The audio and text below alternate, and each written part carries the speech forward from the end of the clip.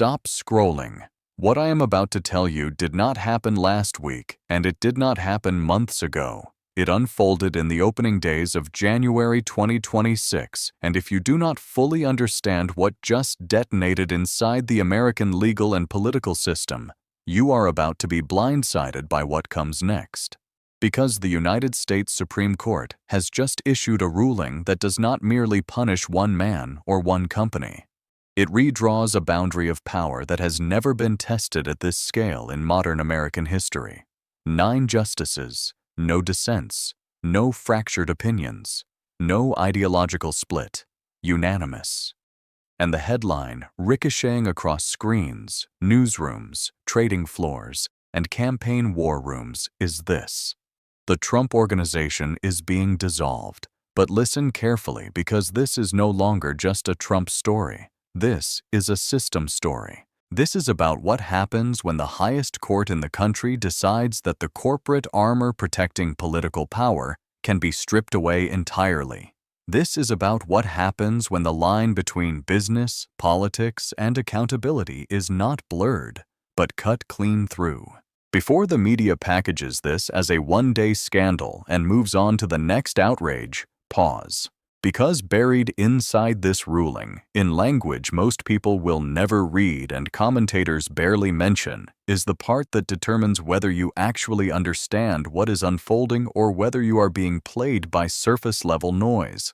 I spent hours dissecting the ruling line by line, not skimming summaries, not relying on talking points, but reading the court's own words.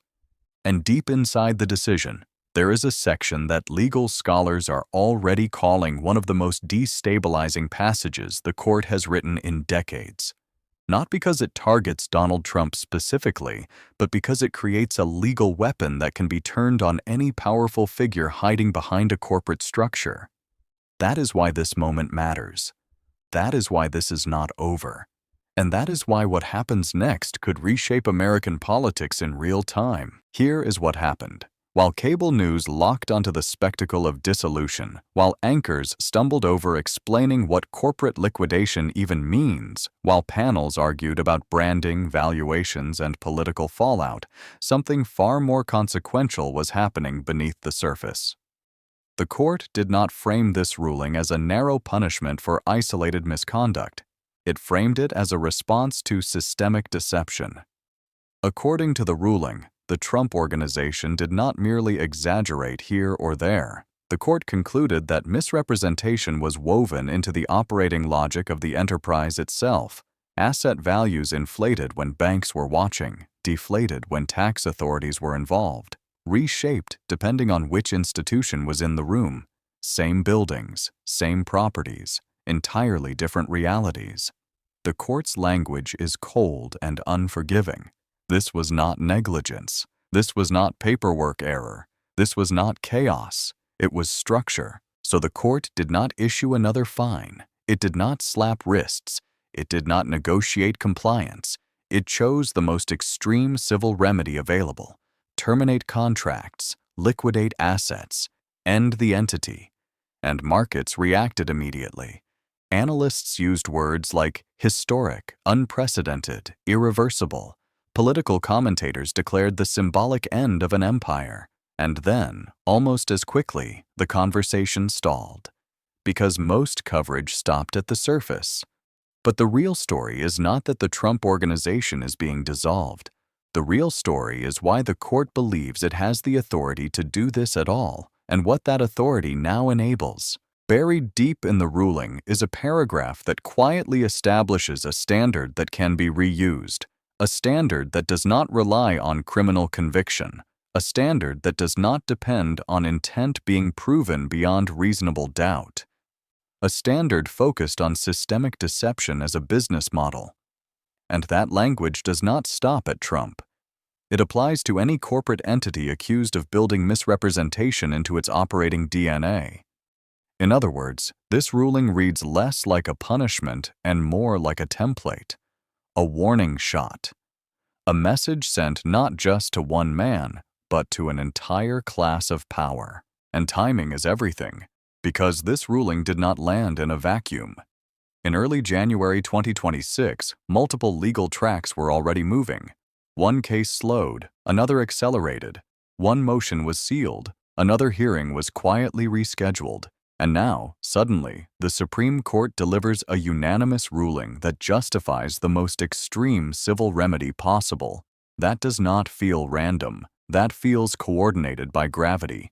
The legal chessboard is being cleared. Now here is where the hostility explodes. Because while Donald Trump publicly lashed out online, framing the ruling as persecution, something else was happening behind the scenes. And this part is being actively buried. Inside the Republican Party, panic is spreading. Publicly, the messaging is predictable: judicial overreach, weaponization of the courts, attack on American business, defend the base at all costs. The MAGA wing is following the familiar script. But behind closed doors, the conversation is viciously different.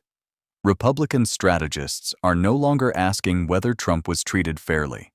They are asking how they survive politically if this continues. Internal strategy discussions reveal raw fear. One senior operative reportedly described the ruling as catastrophic for the 2024 electoral map. Another raised the nightmare scenario every vulnerable incumbent dreads. How do you create distance without triggering a primary revolt? This is not moral debate. This is survival calculus. Because internal polling that is never meant to be seen by the public shows independent voters shifting fast. Trump is increasingly viewed not just as controversial, but as radioactive. In swing states where Senate control hinges on a few thousand votes, this ruling becomes an anchor dragging candidates underwater. Defend Trump and risk losing the general election. Distance yourself and risk being destroyed by your own base. There is no safe move. Only damage control. And this is where the hostility between factions inside the party turns toxic. MAGA loyalists accuse moderates of cowardice and betrayal. Moderates quietly blame Trump for putting their careers on the chopping block. The rhetoric hardens. The language sharpens. Loyalty tests intensify. And while the public sees unity, privately the knives are out. Let me ask you directly. Right here in the middle of this breakdown, do you believe this ruling forces the Republican Party into an unavoidable civil war with itself? Or do you think it still finds a way to hold together under pressure?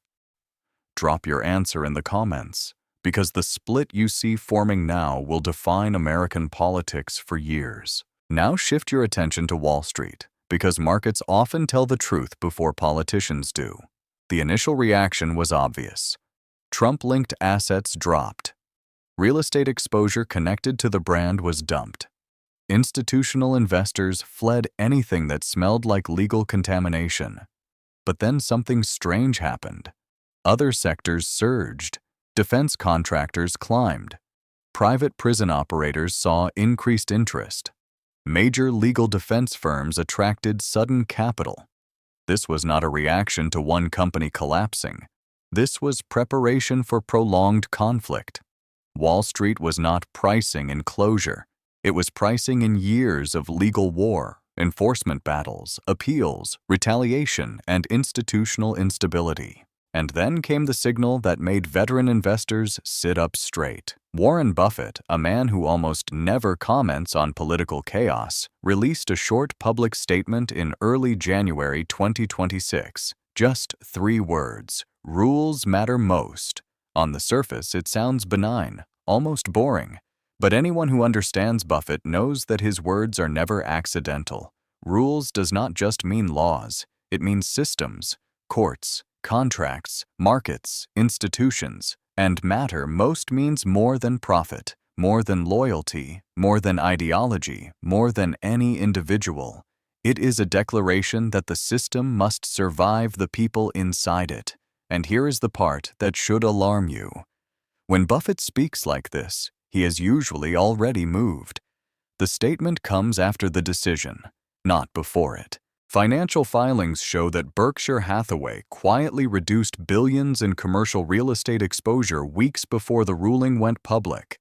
Not after the shock, before it. And Berkshire was not alone. Other major institutional players made eerily similar moves.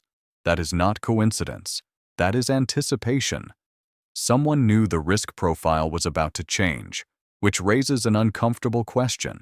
If the smartest money in America repositioned ahead of this ruling, then this was not a surprise.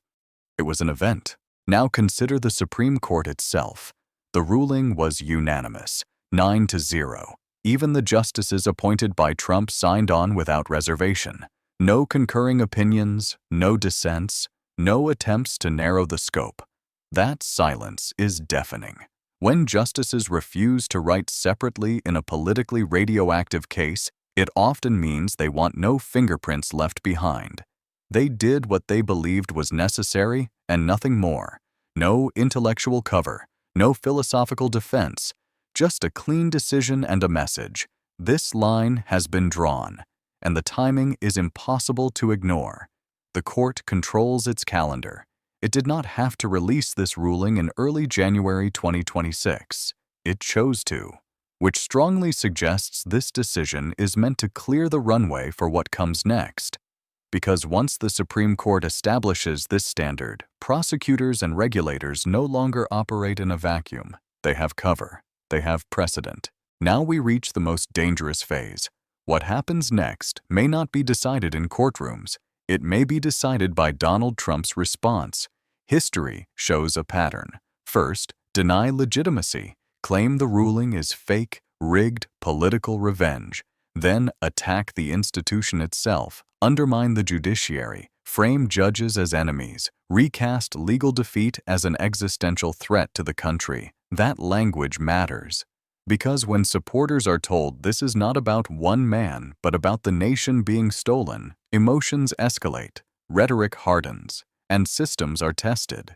This is where analysts watch specific indicators. Surge in encrypted private communications among extremist political communities, familiar agitators resurfacing, legal moves designed for narrative rather than victory, emergency filings meant to shape headlines rather than outcomes. These are not predictions. They are patterns observed repeatedly in moments of institutional stress. The next 72 hours matter. Emergency motions will be filed. Statements will be forced. Republicans will be pushed into binary choices. Support the authority of the Supreme Court or side with defiance.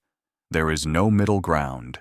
If Trump complies, the country enters a prolonged legal war that the system can survive. If he refuses, if court orders are ignored, the question becomes one no democracy wants to face. Can the law be enforced against a former president without tearing the country apart? Now I want to hear from you again. Do you believe the system holds if enforcement begins? Or do you think this becomes a constitutional breaking point? Say it clearly in the comments, because here is the final chilling reality. This ruling is not just about dissolving one company.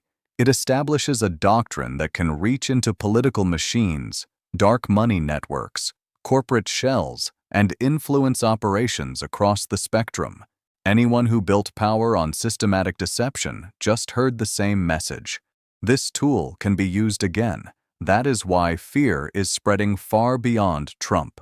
Subscribe, turn on notifications, share this breakdown, because when the next filing becomes public, when the next institution moves, when the next line is crossed, the surface-level headlines will not tell you what is actually happening, and by the time the consequences become obvious, it will already be too late to pretend this was just another scandal.